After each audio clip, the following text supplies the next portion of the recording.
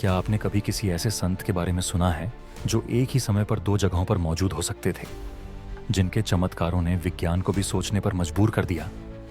ये कहानी है महान संत नीम करौली बाबा की, जिन्हें हनुमान जी का अवतार माना जाता है। 1900 का साल, उत्तर प्रदेश का फिरोजाबाद। एक साधारण जमींदार परिवार में लक्ष्मण नामक बच्चे का जन्म हुआ।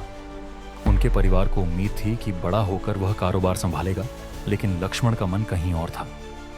वे हमेशा बजरंग बली की भक्ति में लीन रहते थे। 12 साल की उम्र में जब उनके पिता ने उन्हें डांटा तो उन्होंने घर छोड़ दिया और सन्यास का मार्ग अपनाया। यही वह क्षण था जब लक्ष्मण नीम करौली बाबा बनने की ओर अग्रसर हुए। बाबा के चमत्कारों की कहानियां आज भी लोगों की जुबान पर हैं। कहते हैं कि एक बार एक नाई के बेटे ने बाबा के चमत्कार को करीब से देखा। बेटा अपने गांव से 100 किलोमीटर दूर फंस गया था। वहीं बाबा उस समय नाई की दुकान पर दाढ़ी बनवा रहे थे। अचानक बाबा उठकर बाहर गए और कुछ ही मिनटों में वापस लौटे। अगले दिन नाई का बेटा घर लौट आया और उसने बताया कि एक साधु ने उसे पैसे देकर घर लौटने को कहा था, और वो साधु थे नीम करौली बाबा। नीम करौली बाबा ने नैनीताल में कैंची धाम की स्थापना की, जो आज आध्यात्मिकता का प्रमुख केंद्र है। यहाँ बाबा ने ध्यान और तपस्या के जरिए लाखों लोगों को प्रेरित किया। उनकी शिक्षा थी सच्चा सुख भक्ति, ध्यान और सेवा से मिलता है। उनकी यही शिक्षाएं आज भी इस पवित्र स्थान को ऊर्जा से भरपूर बनाती हैं।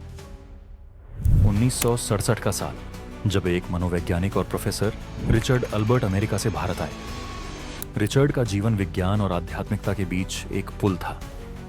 वह LSD जैसे नशीले पदार्थों के जरिए मानसिक चिकित्सा करते थे, लेकिन उनका मन बेचैन था।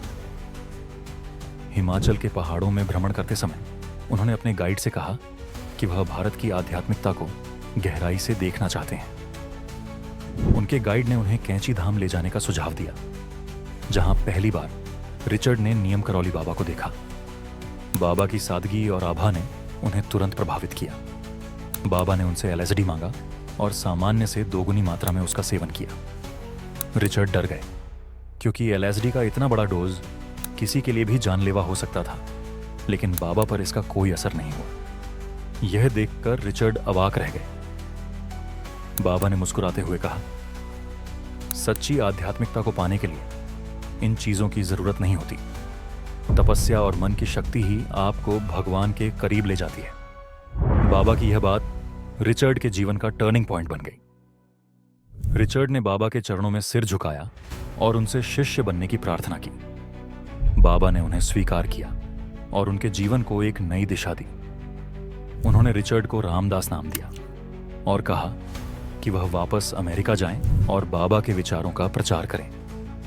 रामदास ने बाबा के साथ बिताए समय पर 2 प्रसिद्ध किताबें लिखीं, मिरेकल ऑफ लव और बी हियर नाउ। ये किताबें पश्चिमी देशों में बेहद लोकप्रिय हुईं और नीम करौली बाबा का नाम हर जगह फैल गया। यहाँ तक कि स्टीव जॉब्स, मार्क जुकरबर्ग और जूलिया रॉबर्ट्स जैसी मिरेकल ऑफ लव और बिया से प्रेरित हुईं। 11 सितंबर 1973 ये दिन बाबा के भक्तों के लिए बेहद दुखद साबित हुआ। मिरेकल ऑफ लव और बी महासमाधि ली। भक्त मानते हैं कि उन्होंने अपनी इच्छा से अपने शरीर का त्याग किया था। अपने पूरे जीवन में उन्होंने हजारों लोगों की बीमारियों को दूर किया और माना जाता है कि उन्होंने इन रोगों को अपने शरीर में समाहित कर लिया था। वृंदावन के एक अस्पताल में उन्होंने अंतिम सांस ली, लेकिन आज भी उनके भक्त कहते हैं कि बाबा किसी न किसी रूप में उनके साथ हैं।